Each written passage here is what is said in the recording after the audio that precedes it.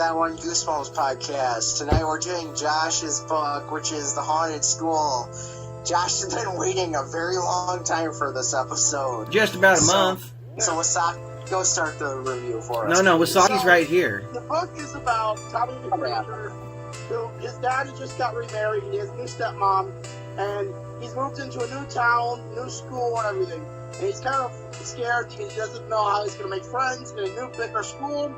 And on the first day, he kind of meets two new friends, Ben and Talia. What he starts to find out, though, is the school is kind of weird. He starts hearing voices coming from the walls. He starts hearing things going missing, and all that goes on. And he starts, one night when he's helping with building stuff for the dance with Ben and Talia, he finds a hidden elevator behind the stage. Decides to let's go, and on the night of the dance, let's go investigate this elevator, right? Talia wants no part of it, and on the night of the dance, Ben and Tommy meet up. They go in this elevator, and they end up going into like a photo-negative world of their own. Gray world. Black and white or gray. In 1947, to the school in 1947, the senior year, all the kids of the senior class appeared after their school class photos. Whoa, so this is where they went, in this photo-negative world, and they're stuck there. I'm glad you caught that too. Long story short, everyone who goes there actually has color, and what I really liked about this thing was you start to turn gray the more you lose hope of ever returning to the real world. Almost like the Twilight Zone? Yeah, just like Twilight Zone. Anyways, turns out that Talia was sent there by, was also from that world, the negative world, and how she was able to escape was by, someone finding lipstick. And anyways, Ben and Red Rocket Tommy lipstick. escaped with the help of Talia and the rest of the crew. They haven't lost hope. They get back up there and they're getting a picture about the Change the world, no jutsu. They're about to get a picture taken, and it turns out the same dude who took the pictures of the kids in 47, Mr. Chameleon, taken with the same camera. Oh God! So, and that's basically the end. Overall, this book was solid, but I have a few complaints. Mainly, okay, so why did he wait 50-something years? Let's say this is set in 97. Why did Mr. Chameleon wait 50 years to capture another class? Yeah. I don't know. Then again, I also have a question. Why would you hire the same dude who, after, in 1947, he took the 200 class, and literally right after, they all disappeared? Why would you hire him to get a photo ever again? My guess is maybe he went into hiding. No, I'm pretty sure the administration wasn't around for 50 years, so nobody probably remembered Mr. Chameleon the first time he took the picture. True. And if it was the camera, then he probably just snapped people's picture on the way out. He's like, oh, you're gone too. Oh, you're gone too. Well, looking back, that's probably my only real, slight complaint with the book, is I think the twist is really good. But yeah. The semantics of it, how was he around so long, and I guess a little more backstory. Well, it's a twist that was still really, really good. Otherwise, that's really my only complaint about the book. Well, to answer your questions, Dalton and Matt, he could have been a young man in 1947, he was 30 years old. Okay, but let me stop you there. He was an old man in the description when he took the picture for 47. In the Goosebumps Horror Town game, they kind of go into more detail about how it's not just the guy who takes the picture, but he has the power of darkness itself. It's Mr. Chameleon and the Shadow. And the two of them they use Talia, they bring her back to the world, they give her the lipstick, so she comes back to the real world to collect more people so they can continue feeling their energy. I guess they feed off these kids until they're completely used up. I don't understand why it was called the Haunted School. Because technically it wasn't haunted.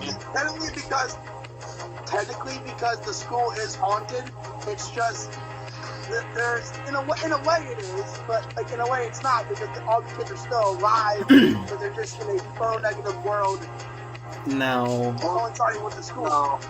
Well, it's like my thing, like, I never understood. It's like, why is it that, like, some of my friends that don't, like Goosebumps that much, like, they always question, why is Perfect School named Perfect School when that school's haunted, and why is the haunted school named Haunted School? Because...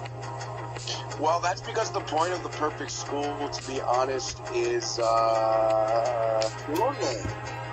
To make because, like, you're trying to, like, it's like a conformity plot. Like, there's this movie called the Stepford Wives, where they're trying to make these women like the perfect housewives. Perfect School is kind of like built off that. I do have no issue with the haunted school name, but that being said,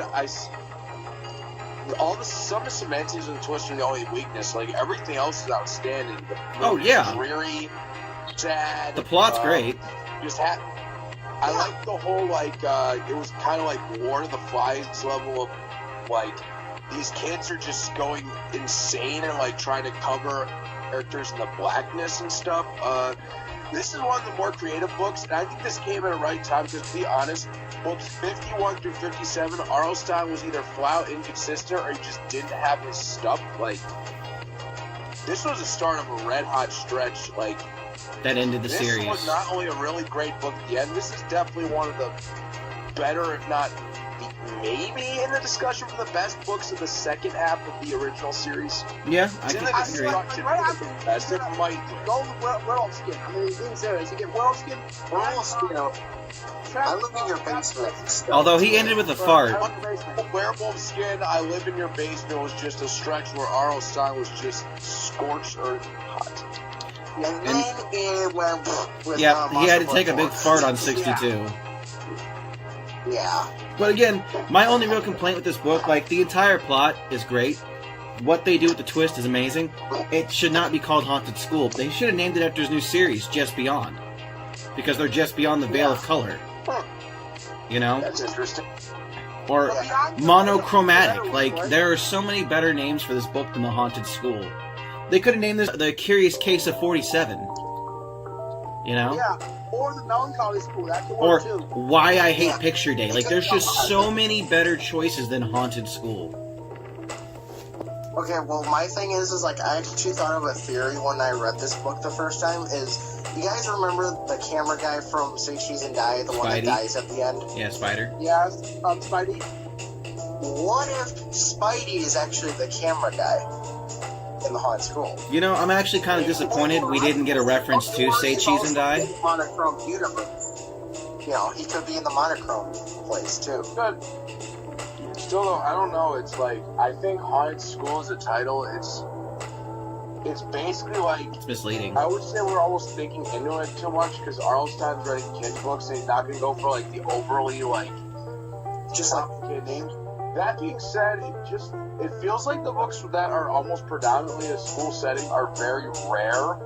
But when they are heavily relying on a school setting, R.L. Stine, for the most part, seems to... I'd say he has pretty good success. And the only way I can say Haunted School kind of fits is because from the beginning, before you found out the Phonematic Ward, all you hear that's something strange going on is that Tommy is hearing noises coming through walls and his locker, whispering, hunting and stuff. Like, you're hearing things when there's no one supposed to be there, like you're hearing something on the wall, when there's no other room behind that wall. What did you say, Dad? Okay, Can we get on to Brandon, name one thing you'd like about the story. the story. I like the story. I like the whole plot. I like the twist. It wasn't, like you guys said, it was confusing. But overall, I thought this was a pretty solid book for one of the last books in the original series. I'm gonna stick to the best part being the whole Lord of the Flies part, which is basically like, it's like a giant, like, almost like cult-like mob of those kids who are pouring all the, like, black on them and stuff. Like, It's kind of cool that way. that part was really Dark. This Yeah, it was really starts dark. with the line between scary and depressing. Yeah. I remember reading this I'm just a quick small tangent. I remember reading this in high school, and I was, going through a tough time emotionally, and this book really helped me, because I was like, I'm reading what these kids are going through, I'm like, damn, they're having worse than I am. Yeah. You know, Rate the book. Let's write the book. Let's skedaddle to ratings, starting with Josh. Since Okay. and Wasaki, since this is his hard-on. I'm gonna go with you guys. I'm gonna say this now. It does have some inconsistencies and overall problems, so I'm not gonna give it a perfect score, but I'll give it close to 9.5. Brandon? I'll give it a 9.5 also. Same. Reviewer? Same. Jeez. 7? It's good. Wasn't amazing. How's that oof? Yeah. 7 to 70. I'm gonna accept that. That's a good I'm score. surprised this book didn't get an episode. Not only would it have made a really cool episode, but it probably could have worked as a two-parter. I feel agree. Like they could, like, the way I felt like they should have done it when they did, like, the whole series, is they should have, like, took Perfect School, throw that one in the dumpster, and replace it with Haunted School. Yeah, that's for sure. You wanna know why? If you actually get a DVD case for Perfect School, it says fucking It's a Haunted School cover. I'm like, damn it, it's not the same. They tried. Well, it's like Chillology with Monster Blood 3 on the cover. I never understood that. They tried ambiguity. Okay, collectively, after you round it, 8.75. B plus. Nice. So, while we're all here, real quick, how was everyone's Halloween? That was pretty good for me. Good. People like my costume. Yeah. Boring.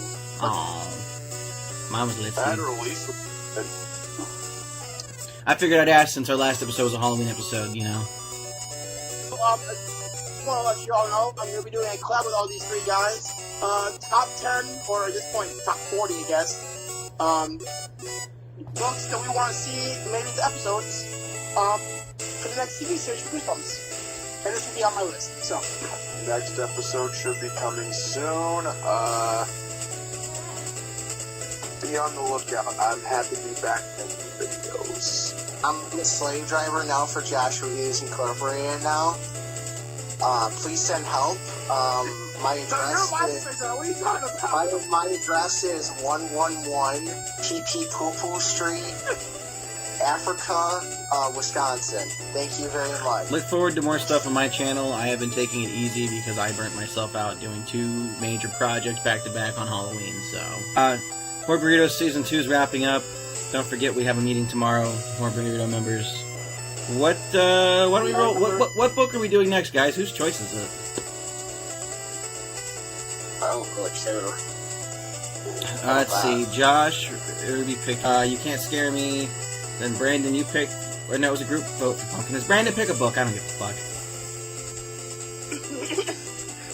You really want me to pick a book? If you don't, I'm just going to throw out a random book. Chicken. Fan-fucking-tastic. Just in time for Thanksgiving. Bok. The worst book in the entire series. Okay, great. No, best book in the series. Chicken, Colt will never die. This has been That One Goosebumps podcast.